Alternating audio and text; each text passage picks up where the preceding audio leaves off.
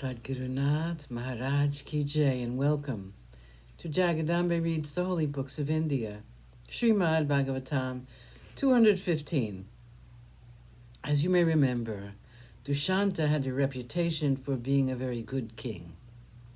In short, the earth was very happy when she was ruled by Dushanta.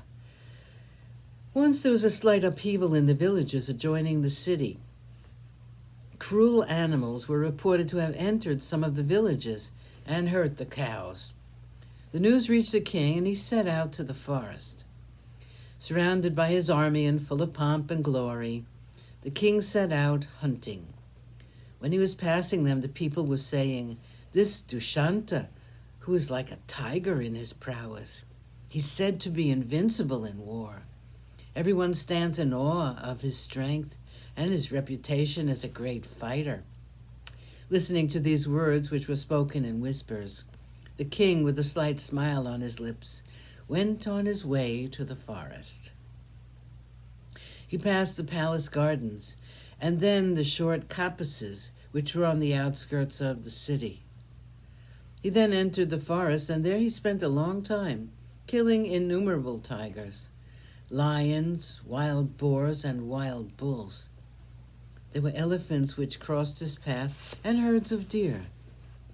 One deer was very beautiful, and the king wanted to aim his arrow at the deer.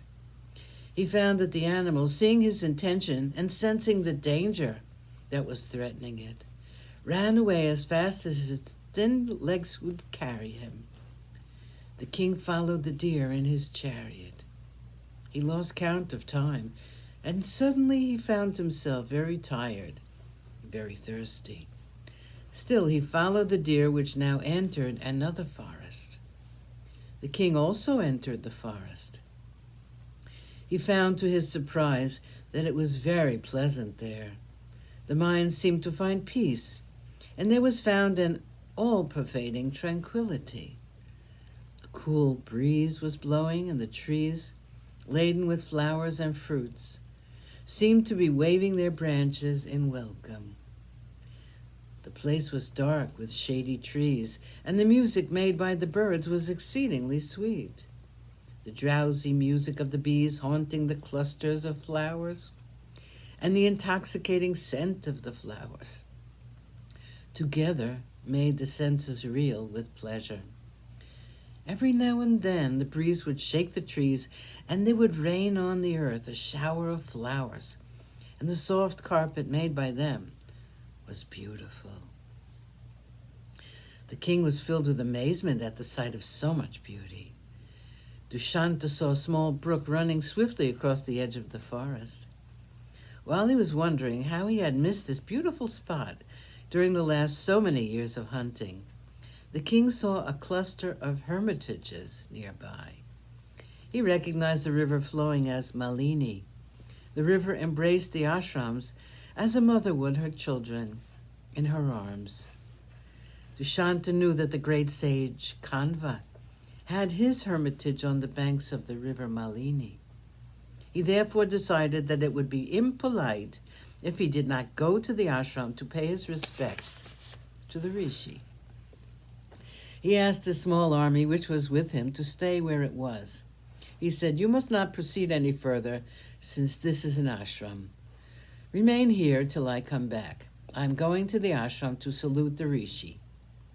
The king then removed his rich dresses and jewels.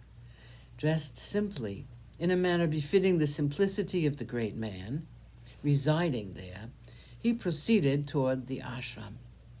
He was accompanied only by the Brahmin priest, who was always by his side. The two of them walked through the place where beauty and peace were found in abundance. 135. Shakuntala. In that atmosphere of peace and beauty, Dushanta forgot all his worries as a king, and his thoughts were now bent only on seeing the rishi and taking the dust of his feet. The king went to the spot where the ashram was located and entered it with reverence.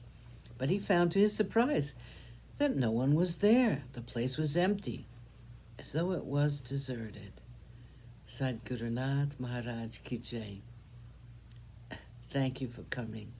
I hope you come again.